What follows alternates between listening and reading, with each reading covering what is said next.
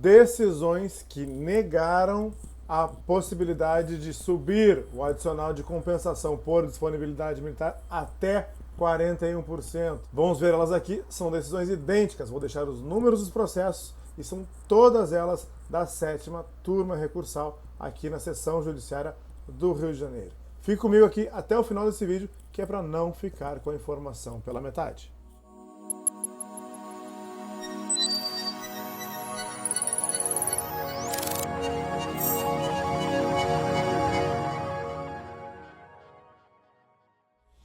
Bem-vindos de volta, e se você for novo por aqui, se inscreva no canal aqui embaixo, ative todas as notificações, deixe o seu like, compartilhe nosso conteúdo e comente, quem sabe o seu comentário não vira um Augusto Leitão Responde. Passe nas nossas redes sociais, nós temos o meu Facebook e o meu Instagram, o @Augusto Leitão. Lá você encontra trailers, vídeos e algumas frases que você pode salvar e compartilhar. É o @Augusto Leitão, me segue por lá também. Conheça meu site, augustoleitãoadvocacia.com.br, faça tudo isso que eu falei para que o YouTube entenda como relevantes nossos vídeos, como relevante nosso conteúdo e entregue eles sempre para você e para mais e mais pessoas. Sem esquecer, meus amigos, teremos a nossa live da semana na próxima quinta-feira, às 21 horas, aqui no canal. Quinta-feira, dia 17 de junho. No mesmo dia, quinta-feira, 17 de junho, ao 12h05, teremos uma live aqui no canal, uma live mais curta, sempre sobre um tema pontual. Também no mesmo dia, 12h30, uma live lá no Instagram, no @Augusto Leitão. E aí, vamos para o tema de hoje? Decisões sobre a majoração do adicional de compensação por disponibilidade militar que não prosperaram pelo entendimento da 7ª turma da seção judiciária aqui do Rio de Janeiro. Lembrando, as 4 decisões dos 4 processos que eu vou falar agora foram decididos na mesma turma. Vou dizer aqui os números dos processos, vocês podem depois consultar e vão estar aqui na descrição desse vídeo. Processo de número 55150 41/2020 402 5121. Processo número 500 4444 58 2020 402 5121. Processo número 503 6832 74 2020 402 5101. Processo número 500 66 79 07 2020 402 5118.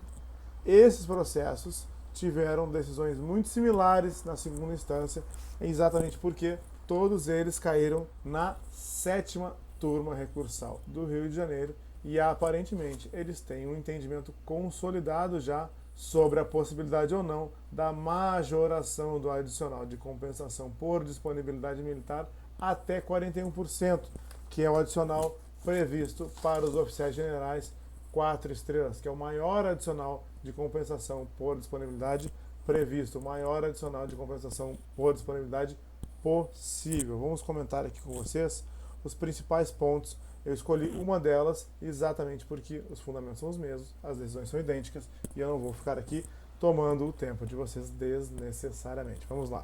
Primeiro ponto que nós temos aqui, um breve apanhado dos fatos. Ele diz aqui que foi uma sentença de improcedência, ela acabou sendo confirmada, essa improcedência, na segunda instância, e era sobre a possibilidade de aumentar o adicional de compensação por disponibilidade para 41% com fundamento na isonomia, dizendo que esse adicional de compensação por disponibilidade militar, ele estava fundamentado exatamente na disponibilidade militar, na dedicação exclusiva que a carreira militar exige, e que se um militar ele tem que ter essa disponibilidade seria a mesma para o oficial general, para o coronel, para o capitão, para o suboficial, para o sargento, para o cabo, para qualquer militar e até para o soldado, que são os militares mais modernos de todos. E, na verdade, a disponibilidade dos soldados ela é muito grande, até porque eles participam de escalas que permitem que eles morem muito mais tempo dentro do quartel do que em casa. Então, eu vejo que é praticamente incontestável a disponibilidade do soldado.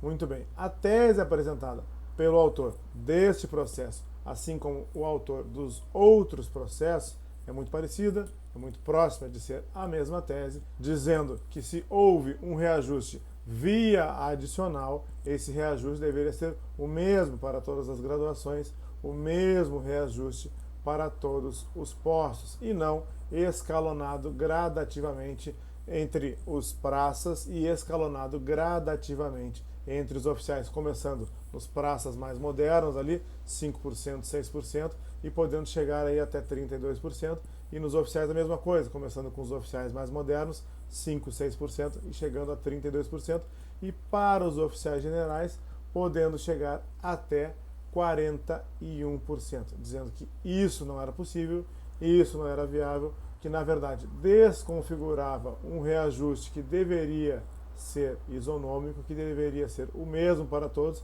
exatamente porque a disponibilidade seria a mesma, tanto para o soldado quanto para o oficial general, e que como deveria ser aplicado o mesmo percentual e a míngua de saber qual percentual seria esse, deveria ser aplicado o percentual mais alto, no caso os 41%, que é o percentual pago aos oficiais generais, que é o maior percentual do adicional de compensação por disponibilidade militar previsto e possível.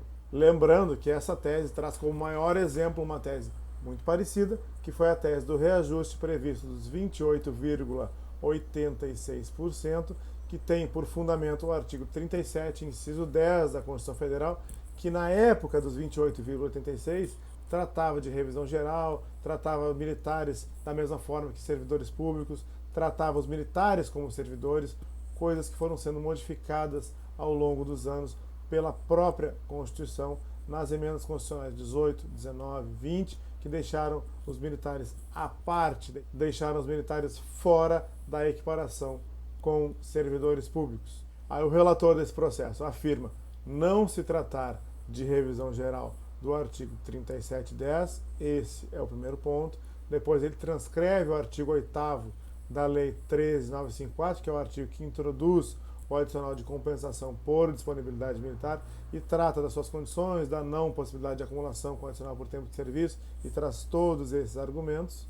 E aí ele destaca um trecho do artigo 8º da Lei 13.954 que diz o seguinte: os percentuais de adicional de compensação por disponibilidade militar inerentes a cada posto ou graduação, ele quer dizer que conforme aumenta a graduação, conforme aumenta o posto, também aumenta o percentual do adicional de compensação por disponibilidade militar, conforme vai avançando a carreira daquele militar. E aí ele traz um argumento que diz que é comum nós termos na carreira militar os adicionais compatíveis com o grau de estudo daquele militar, compatíveis com a antiguidade daquele militar, compatíveis com o círculo hierárquico que aquele militar frequenta, conforme ele vai trocando de círculo, subindo ali de cabos de soldados para sargentos e oficiais, para oficiais, depois oficiais subalternos, oficiais intermediários. E aí ele diz que é comum nós termos adicionais progressivos de acordo com a carreira. Eu vou trazer aqui só um contra-argumento, que é a parte que eu não concordo dessa decisão,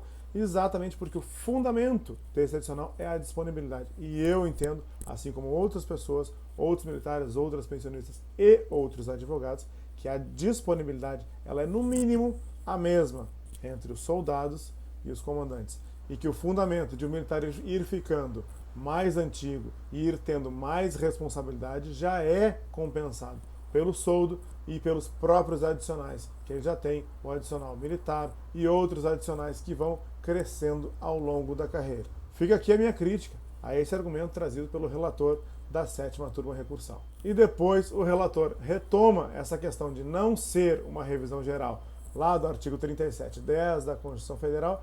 Aí depois o relator retoma a questão de não ser uma revisão geral lá patrocinada pelo 3710 da nossa Constituição Federal, e aí ele traz para mim o maior óbice para a equiparação, que é uma súmula vinculante do STF, a súmula vinculante número 37, que nós vamos ler aqui juntos. Súmula 37 do STF. Não cabe ao Poder Judiciário, que não tem a função legislativa, aumentar vencimentos de servidores públicos sob o fundamento da isonomia.